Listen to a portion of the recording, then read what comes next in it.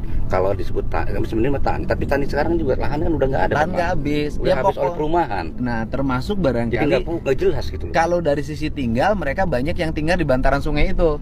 Salah satu kemarin yang dengan Bapak itu. Siapa itu yang dengan saya? Namanya Agita, Pak. Itu alumni kita, Pak. Nama lengkapnya siapa sih? Lengkapnya saya nggak begitu. Agita Aurelia. Masih ada 2 kata gitu, agak panjang itu, Pak. Oh, saya cek. Sebentar Bapak izin buka HP ya, Pak ya. Masuk. Namanya siapa nama lengkapnya? Ayo. Nama lengkapnya siapa? Bapak kan kepala sekolahnya. Betul, tapi kan tahun yang lalu, Bapak. Nama lengkapnya siapa? Egalita Aurelia Devi Artema Pipia. Saya ulangi Pak, nama lengkapnya Egalita Aurelia Devi Arta Mepia. Oke, itu nama lengkapnya. Nama lengkapnya. Oh, itu termasuk yang tinggal di bantaran sungai. Iya. Perlu dipahami oleh semua bahwa dialog saya dengan Aura itu adalah dialog yang ingin menggambarkan tentang masa depan anak-anak kita. Pertama, Aura bukanlah anak remaja, tapi menurut saya sudah dalam kategori dewasa. Karena usianya sudah hampir 20 tahun. Dan dia lulus SMA setahun yang lalu. Dan dia sudah menjadi bintang iklan, sudah bisa mencari uang oleh dirinya sendiri. Jadi bukanlah kategori remaja apalagi anak-anak. Kemudian berikutnya adalah bahwa problem remaja hari ini itu sudah menjadi problem akut, bahkan mengerikan. Tindakan-tindakannya sudah menjurus pada kriminal, walaupun mereka yang di bawah umur tidak bisa diperlakukan sebagaimana tindakan kriminal yang lain yang sudah dewasa. Salah satu contoh di sebuah daerah, ada 2 orang anak SMP yang tega menghabisi kakeknya gara-gara dilarang pakai motor keluar jam 11 malam. Kebiasaannya dia main Mobile Legends sampai jam 4 dini hari karena mendapat fasilitas wifi gratis di sebuah areal taman. Ini adalah fakta. Untuk itu diperlukan tindakan-tindakan yang lebih nyata, bukan hanya diskusi, bukan hanya wacana. Kalau enggak, saudara-saudara kita akan mengalami penyesalan karena anak-anaknya masuk dalam wilayah keterpurukan. Dan saya juga berkonsentrasi untuk tidak boleh lagi ada anak remaja yang minta-minta di jalan. Saya ingin terus membenahi ini dengan baik. Karena apa? Karena selama ini kita lebih senang diskusi daripada aksi-aksi nyata. Untuk itu saya mohon maaf apabila banyak undangan-undangan diskusi belum bisa saya hadiri. Karena energi saya setiap hari harus turun ke bawah menyelesaikan masalah secara langsung. Kalau hanya sekedar perintah tidak akan pernah berhasil. Salam untuk semuanya, tetap semangat untuk Jawa Barat Istimewa. Halo, saya Aura Cinta. Sekarang lagi banyak banget hal yang gak bisa saya kendaliin. Di sini saya cuma ngingetin aja untuk video yang saya viral, saya nggak bermaksud untuk menata siapa-siapa, tapi lebih ke rasa tenaga keprihatinan dan rasa emosional atas apa yang saya alami dan apa yang saya lihat secara langsung. Gak ada musyawarah, gak ada penjelasan, dan gak ada kompensasi yang jelas. Saya cuma menyuarakan apa yang menurut saya harus diperjuangkan sebagai manusia.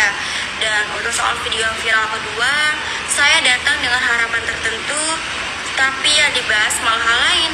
Dan disitu jawaban saya semua benar-benar spontan. Mungkin gak sempurna, tapi jujur, saya bukan sedang cari siapa yang salah dan siapa yang benar.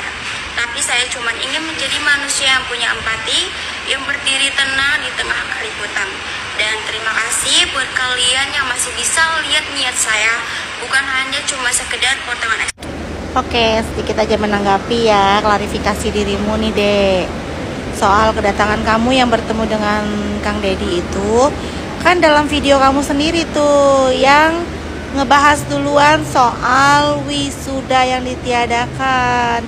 Makanya di pertemuan itu dibahas juga. Gitu loh, kan dirimu yang memulai, ya kan?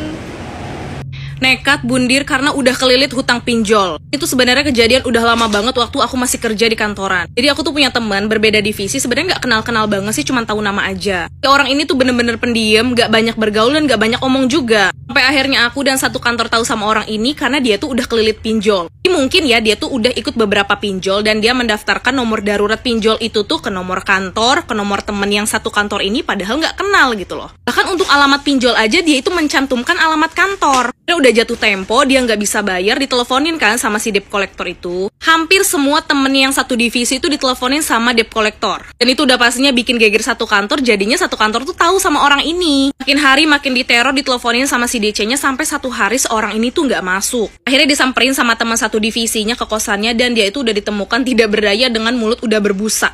Karena mungkin dia nggak kuat juga ya sama teroran DC, makanya dia tuh nekat bundir dengan cara makan sabun. Untungnya yang nemuin itu tepat waktu, makanya dia bisa buru-buru dibawa ke rumah sakit. Alhamdulillah selamat, tapi sejak kejadian itu dia udah nggak pernah masuk kantor lagi alias resign. Akhirnya katanya tuh keluarganya tahu dan mau bantu dia, katanya sih gitu ya. Kita bisa ambil pelajaran dari kejadian ini ya, kalau bisa sih jangan sampai pinjol ya. Karena tahu sendiri kan bunganya besar dan benar-benar mencekik banget. Aku nggak bisa bayar, ujung-ujungnya malah mengakhiri hidup. Penting juga untuk kita mengukur diri, kalau sekiranya kita nggak sanggup untuk berhutang, ya mending jangan. Satu lagi ya, kalau ada masalah tuh jangan pernah dipendam sendiri, seenggaknya ceritainlah ke keluarga atau ke teman kalian. Lakukan itu kurang tepat. Si kehet, pantesan lancar ngomongna duta pinjol. Harus diperhatikan saat ajuin pinjaman di aplikasi pinjaman daring yang resmi. Jumlah limit pinjamannya tinggi. Gitu cara nama rek nyengsarakeun Aisyah. Bunganya rendah. Rendah di mana? Dan tenornya panjang. Panjang tapi kan malah lodar dong nginjemna Aisyah.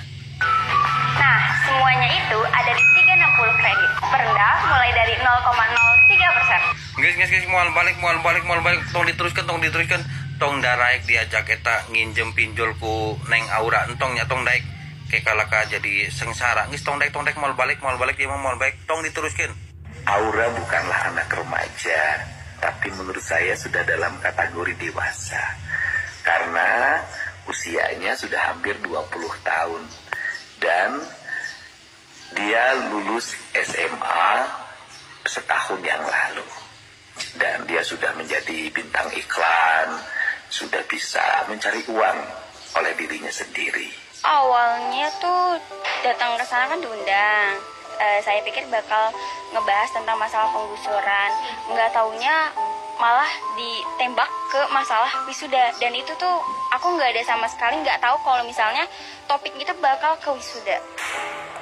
Dihujat sampai sedemikian rupa ya tetap nggak ikhlas mas ya. Ya tetap nggak ikhlas kita. Kalau suruh milih ya Mendingan nggak usah. Terus terang mendingan nggak usah. Mendingan nggak Ya, usah.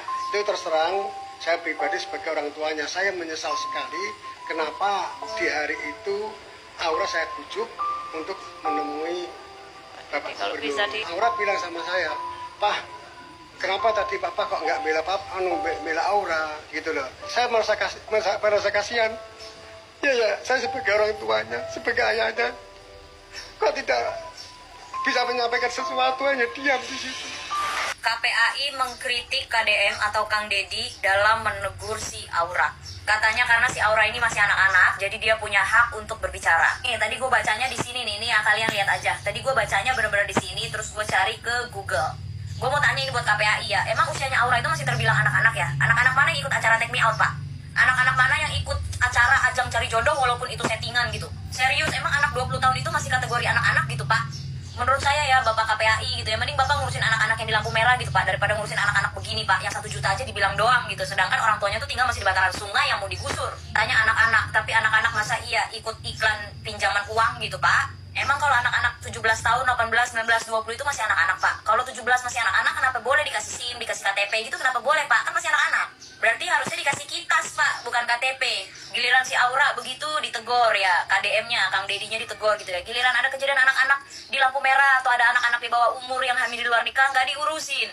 Emang Bapak nggak dengar ya kalau si Aura itu lagi proses mau tes di Universitas Indonesia gitu, Pak? Masa iya anak mau kuliah masih kehitung anak-anak, Pak? Anak-anak punya hak berbicara, Pak. Hak berbicara itu jangankan untuk anak-anak, Pak. Untuk kita semua itu punya hak untuk berbicara, untuk mengutarakan pendapat. Tapi selayaknya orang tua itu juga harus memberikan bimbingan bahwa berargumentasi yang benar itu harus disampaikan dengan bahasa yang benar, dengan mimik wajah yang benar, dengan nada yang benar, dengan konotasi bahasa yang benar. Dan berargumentasi itu harus berdasarkan fakta yang sesuai dengan belajar. Berargumentasi itu juga harus didasari dengan pemikiran, penglihatan yang objektif, juga dengan pemikiran yang diplomatis, Pak. Bukan hanya untuk mengejar keinginannya agar terpenuhi. Keinginan untuk wisuda, untuk foto wisuda, untuk perpisahan itu terpenuhi.